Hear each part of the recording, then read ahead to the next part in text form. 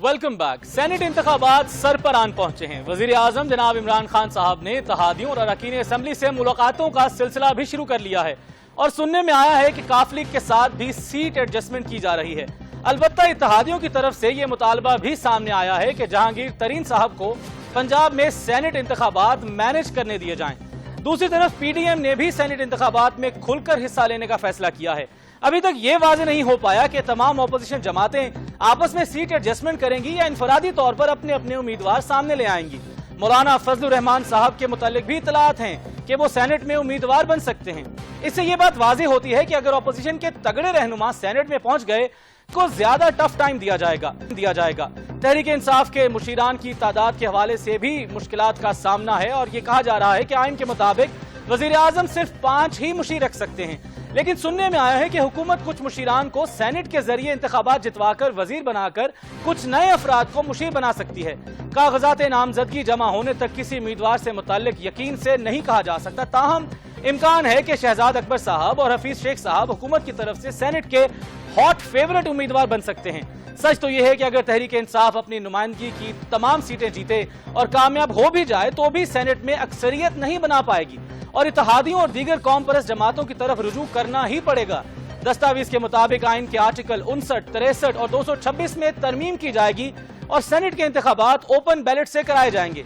कौमी असम्बली में जमा कराई गई दस्तावेज के मुताबिक दोहरी शहरियत के मामले में हल्फ उठाने से कबल शहरियत तर्क करने का सबूत नहीं देना होगा।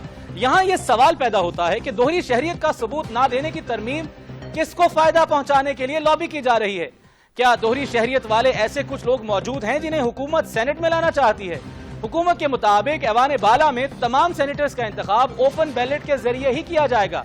हुकूमत ने सेनेट इंतखाबात ओपन बैलेट के जरिए कराने के मुतालिक सदारती रेफरेंस भी सुप्रीम कोर्ट में जमा करा रखा है और हुकूमत ने सेनेट इंतखाबात ओपन बैलेट या शो ऑफ हैंड्स के जरिए कराने के लिए सुप्रीम कोर्ट से राय तलब की है। इम्कानात यही हैं कि इन इलेक्शंस में ये तरमीम मंजूर नहीं होगी क्योंकि अपोजिशन इस तरमीम के रास्ते में भरपूर मुजाहमत करती नजर आ रही है। इस पर बात करने के लिए हमें ज्वाइन किया है सीनियर तज्जियाकार जनाब मुबशर बुखारी साहब ने। मुबशर साहब, बहुत शुक्रिया सच बता दूं में वक्त देने के लिए। हम जानना ये चाह रहे हैं कि क्या अपोजिशन जमातें अब पीडीएम के प्लेटफॉर्म से कलेक्टिव उम्मीदवार सामने लेकर आएंगी या फिर इनफरादी तौर पर ही सेनेट में इंतखाबात में शामिल होंगी? हाँ जी, बहुत शुक्रिया मुझे बुलाने का प्रोग्राम में जी। और जहाँ तक मेरी बात है, मैंने बात भी की है पीडीएम के बहुत से सीनियर रहनुमाओं से। तो अभी तक की जो इंडिकेशंस हैं और जो अभी तक उनका माइंडसेट है वो यही है कि मुश्तरका उम्मीदवार सामने लाए जाएं वो इन बुनियादों पे हों।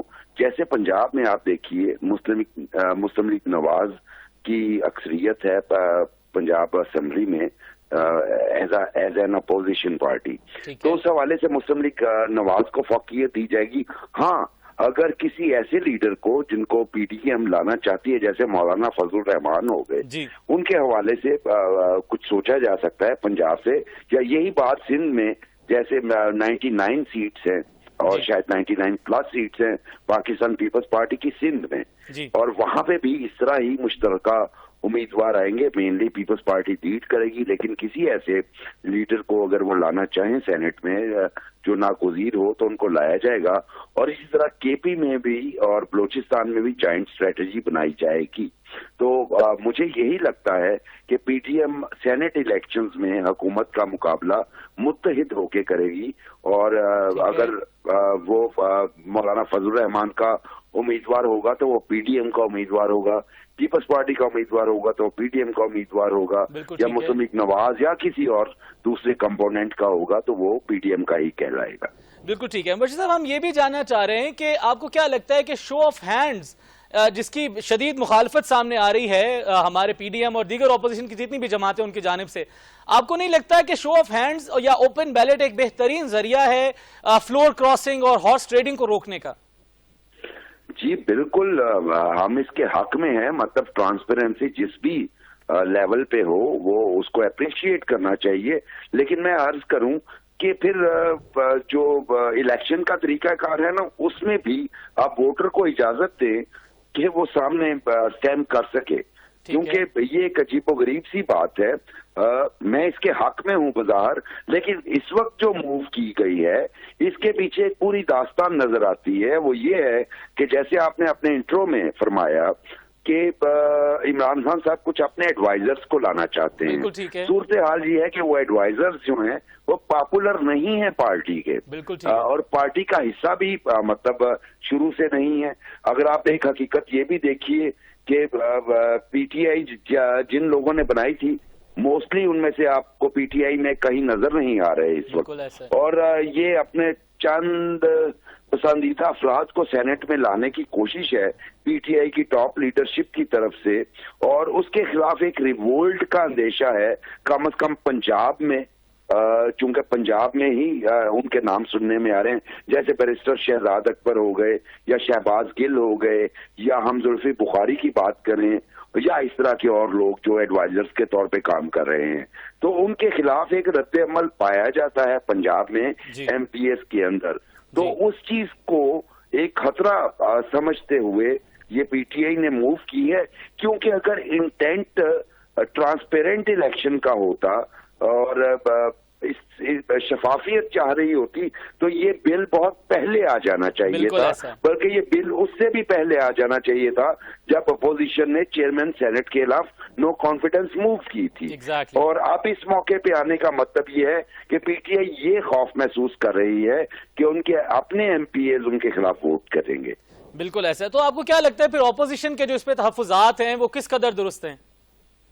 جی بالکل ٹھیک ہے اپوزیشن کے تحفظات. آپ دیکھیے عمران خان صاحب وزیر اعظم نے پہلے 2 سال جو ہے وہ کاف لیگ کے جو ان کے اتحادی ہیں ان کے تحفظات دور نہیں کیے، ان سے ملنا بھی نہیں چاہتے تھے. ان کے ماضی کے سٹیٹمنٹس بھی میں ریپیٹ نہیں کرنا چاہتا، کیونکہ سیاست میں کوئی مستقل دوست یا کوئی مستقل دشمن نہیں ہوتا. لیکن آپ یہ دیکھیے گزشتہ 3 ماہ میں وہ 2 دفعے ملاقاتیں کر چکے ہیں کاف لیگ کے رہنماؤں سے، جس کا مطلب ہے کہ عمران خان صاحب کو سیریس فیئرز ہیں اس معاملے میں کہ شاید کاف لیگ انہیں چھوڑ جائے. لیکن عمران خان صاحب کو اپنا جو بینڈ ویگن ہے پنجاب اسمبلی کے اندر اپنے ایم پی ایز ہیں ان کو دیکھنا چاہیے کینلی، کیونکہ ان کے فیصلوں سے وہ ناخوش ہیں. کیونکہ دیکھیے چیف منسٹر پنجاب کی پرفارمنس آپ کے سامنے ہے، اور بہت سارے ایم پی ایز اس حوالے سے تحفظات کا کر بھی چکے ہیں اظہار پرائم منسٹر کے سامنے، لیکن کوئی نوٹس نہیں لیا گیا. اس کے بعد اگر آپ چھاتا برداروں کو الیکٹڈ لوگوں کے اوپر جو ہے وہ مسلط کر دیں گے ایڈوائزرز کی شکل میں، اور ان کو زیادہ امپورٹنس ملے گی، تو ایک سینس آف بیریفمنٹ جو ہے وہ بڑھ جاتا ہے. تو میرا خیال ہے یہی چیز ہے جس کا خوف خان صاحب فیل کر رہے ہیں کہ ایسی صورتحال میں وہ ریوولٹ کر دیں گے، اس لیے شو آف ہینڈ ہونا چاہیے.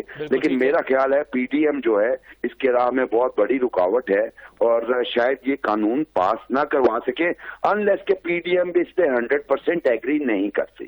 بالکل ٹھیک ہے. میں آپ کو ایک اور چیز پر بھی تجزیہ حاصل کرنا چاہوں گا، چونکہ آپ ماشاءاللہ بہت سینئر صحافی اور تجزیہ کار ہیں.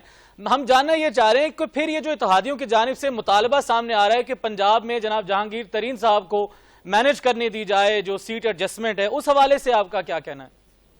جی دیکھیے جہانگیر ترین ایک بڑے انفلوئنشل آدمی ہیں، اور انہیں ان کا یہ میں آپ کو بڑے آن اے ویری سیریس نوٹ یہ بتا رہا ہوں کہ سیاست ان کا مشغلہ ہے.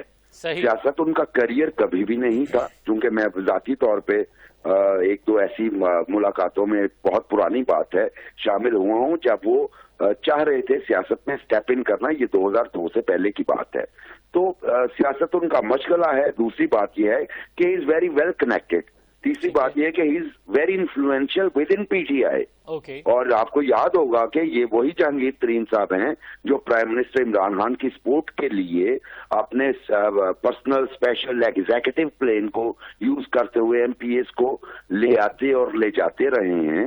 اور انہی وہی ایم پی ایز ہیں جو جہانگیر ترین خان صاحب کے بیک پہ کھڑے ہیں اس وقت اور ڈیمانڈ کر رہے ہیں کہ پنجاب میں انہیں فری ہینڈ دیا جائے. اس میں اور بھی کچھ ان کے کی پلیئرز ہیں پی ٹی آئی کے جو خان صاحب کو جہانگیر ترین کو سپورٹ کر رہے ہیں.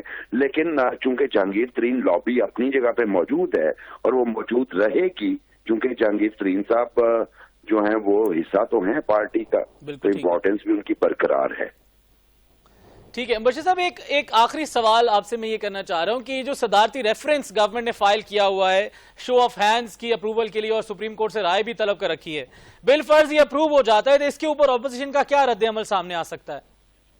جی دیکھیے، میں تو یہ عرض کرتا ہوں چونکہ جمہوریت پسند کوئی بھی شخص ہو، ہمارا آئین یہ کہتا ہے کہ پارلیمنٹ جو ہے وہ سپریم ہے، بالکل ٹھیک ہے، اور اس میں سپریم کورٹ میں جانے کی ضرورت نہیں تھی حکومت کو، یہ معاملہ پارلیمنٹ کا تھا، پہلے پارلیمنٹ میں ڈیبیٹ کروا لیتے۔ سپریم کورٹ بھی میرا خیال ہے کہ اس پہ کوئی فیصلہ نہیں کرے گا، ذاتی طور پہ میری یہ رائے ہے، میں غلط بھی ہو سکتا ہوں، اور اگر سپریم کورٹ اس پہ کچھ کر بھی دے گا تو آپ کو ایک لیجسلیشن کی ضرورت ہوگی۔ آپ لیجسلیشن میں کیا کریں گے؟ کیا آپ نیشنل اسمبلی سے پاس کروائیں گے؟ ٹھیک ہے جی، آپ مان لیتے ہیں، وہ تو ظاہر ہے پریزیڈنشیل ریفرنس کے بعد آپ کو اس کو لیجسلیٹ تو کرنا ہی پڑے گا۔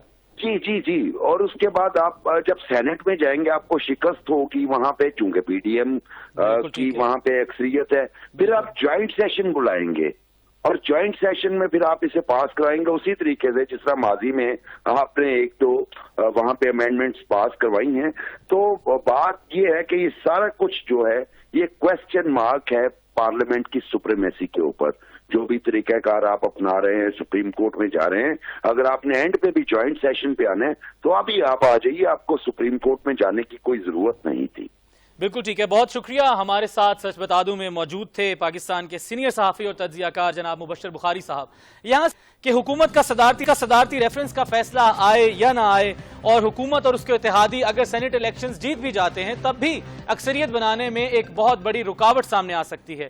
ان تمام سوالوں کے جواب کے لیے ابھی ہمیں انتظار کرنا ہوگا۔ آپ سے ملاقات ہوگی انشاءاللہ کل نئے انکشافات اور نئے حقائق کے ساتھ۔ چودھری شجر عباس کو اجازت دیجیے، دیکھتے رہیے 7 نیوز۔